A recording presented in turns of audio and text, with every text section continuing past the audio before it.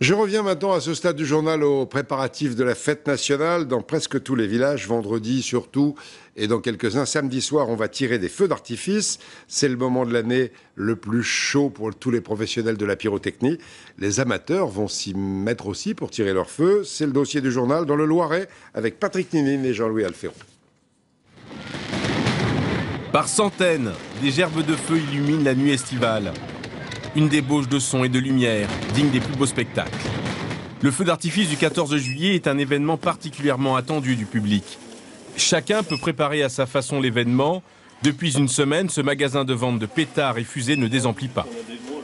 On a des boules multicolores et des fusées en tout genre, et des pétards. Je choisis des feux d'artifice et des pétards pour mes petits-enfants. Je fais ça dans un champ, à l'abri de tout ce qui peut prendre feu. Mais c'est des petits feux d'artifice, c'est pas trop important. Spectacle privé ou communal, il y en a pour toutes les bourses. Mais attention, la vente est réglementée.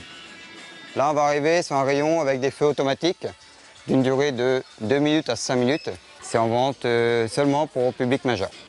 Ces dispositifs sont des prêts à tirer. Ils coûtent en moyenne 500 €. Une autorisation du propriétaire du site et de la mairie sont obligatoires. Car certaines municipalités interdisent les feux d'artifice privés par crainte d'accident. Elles organisent donc elles-mêmes leurs propres spectacles. Cette société doit fournir 300 communes du Loiret et de l'Eure-et-Loir en matériel pyrotechnique. Un feu communal coûte en moyenne 2 500 €. Malgré la crise, les communes continuent à faire leurs manifestations. D'abord parce que je pense que c'est un symbole et si vous voulez, le monde de la fête, c'est vraiment presque un médicament pour les gens.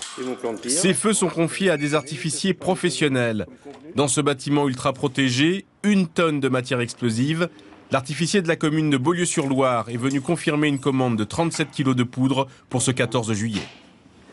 C'est du matériel explosif, c'est de la matière, c'est de la poudre. Nous sommes habilités avec déclaration à la préfecture et une enquête de moralité. Cette année, la commune de Beaulieu-sur-Loire a investi 3 500 €. Le spectacle doit durer 18 minutes exactement. La place du village sera noire de monde. L'artificier effectue les premières vérifications, les premiers réglages, sous l'œil attentif et rassuré des représentants de la mairie. Quand on pense autrefois aux fusées qui partaient, et avec les morceaux de bois qui retombaient à droite et à gauche, qui pouvaient à la limite déclencher quelques incendies, maintenant on est vraiment tranquille. C'est ici, sur les bords du canal latéral de la Loire, que le feu doit être tiré. L'herbe est fauchée et le public sera installé à environ 150 mètres par mesure de sécurité. Le feu sera tiré après la retraite au flambeau, le vendredi 13 juillet, au soir, à 23 h.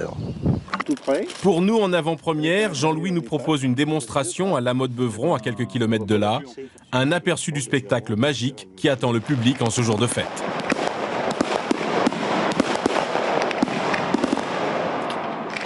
Et merci à la commune de Beaulieu-sur-Loire d'avoir tiré ce premier feu d'artifice, rien que pour vous, avant l'autre vendredi soir.